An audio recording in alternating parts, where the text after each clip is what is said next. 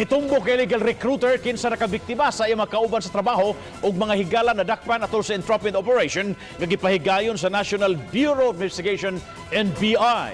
Ano ang report? Nagtingkagul karon sa detention cell sa NBI 7 si Jubilin de los Trico human masiko patol sa entrapment operation. Gireklamo siyang nangilad human pasaligi ang duha ka mga biktima nga makalarga sa Singapore ug Dubai. Midangop sa NBI 7 ang mga biktima nga naglakip sa kanhi kauban sa trabaho ug ang kababata pagyud sa suspek. Nakahatag ang usa og 30,000 pesos samtang ang usa 190,000 pesos. Actually, dili siya mobayad nako. So, ako gikalimtan lang to nako. Nya human karon kay maldita siya may maldita. Agrebyado ka nang dali kay siya maka kuan ako. Uy, agtang unsa man. Agton ako naka-realize nga kanang sani ila da jud niyang tanan kay daghan na kay siya pangayo gani. Ilang may pangayo nimo?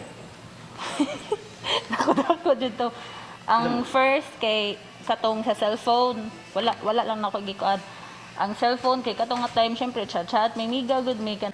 Nasayran sa NBI nga wa di ay malista sa POEA ang ngalan sa suspek ug ang giingong ahensya nini. Kaya ang kaning recruitment nila through sa Facebook, gipost ni De Los Trico sa Facebook niya ang pag-recruit niya sa mga employees.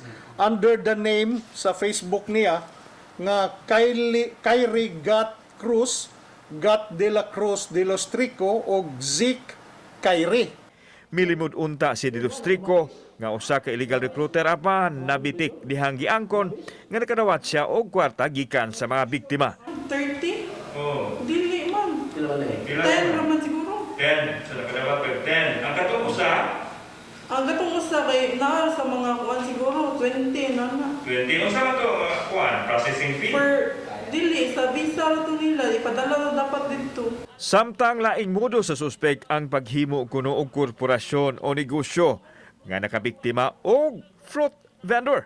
90,000 pesos ang nakuha sa suspek gikan sa biktima.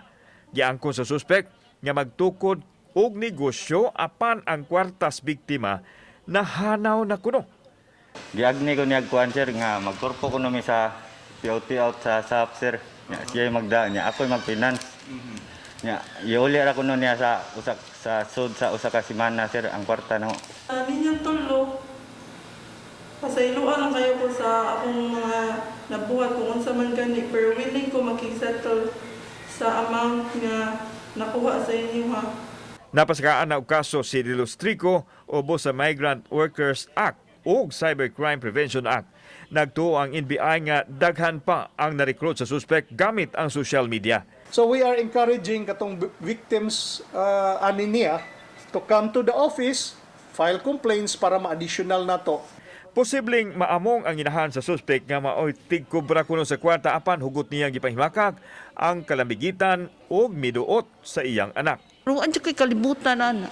Pero nakabalo pa sa iya. Oh, kay bao kapila na kung gamubadlong niya, di man sa maminaw. Kauban si Cleofer Lumayag ug Rod Prado. Ako si Alan Domingo.